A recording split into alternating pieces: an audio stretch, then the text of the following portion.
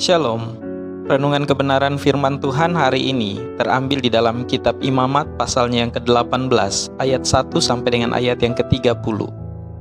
Judul renungan hari ini, jangan meniru dosa dunia. Tuhan tidak melakukan sesuatu dengan seenaknya.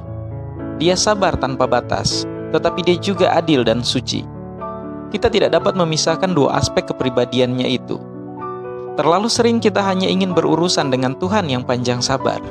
Kita menginginkan rahmat dan belas kasihan, tetapi kita tidak menginginkan aturan dan kewajiban kita. Namun, itu bukan cara Tuhan bekerja. Imamat 18 menguraikan dosa-dosa dunia yang paling mendasar yang dipraktekkan oleh orang Mesir dan Kanaan.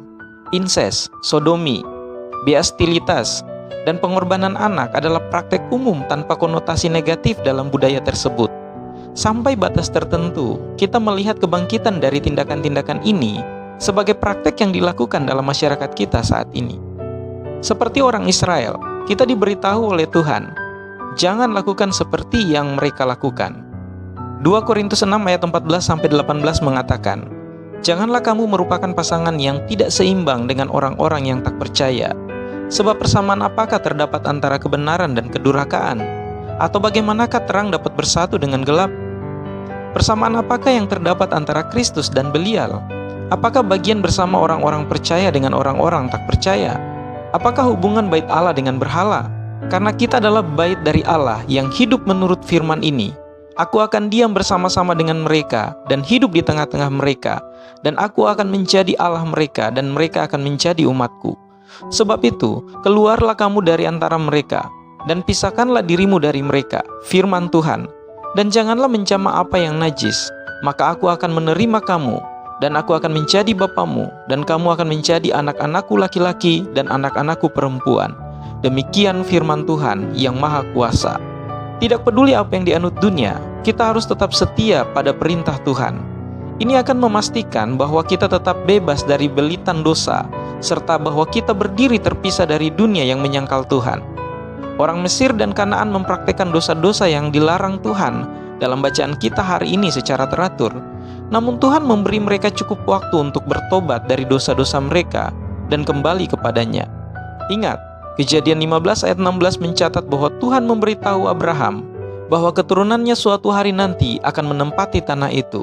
Dikatakan, tetapi keturunan yang keempat akan kembali ke sini, sebab sebelum itu kedurjanaan orang Amori itu belum genap. Tuhan panjang sabar, tetapi Dia tidak akan membiarkan dosa berjalan tanpa kendali selamanya. Bangsa-bangsa yang dengan rela dan teratur melakukan dan menerima dosa-dosa yang terkandung di dalam Imamat 18 diberi waktu untuk bertobat.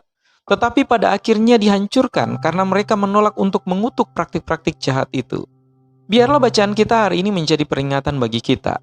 Tuhan memanggil kita untuk menjauhi kejahatan dan menghindari godaan yang ada di sekitar kita. Bahkan jika semua masyarakat memuji tindakan itu sebagai sesuatu yang baik, Tuhan jelas mengutuk mereka sebagai dosa. Kita boleh menjadi bagian dari masyarakat, tetapi kita tidak boleh berpenampilan dan bertingkah laku seperti orang-orang yang dengan sengaja mengabaikan perintah Tuhan.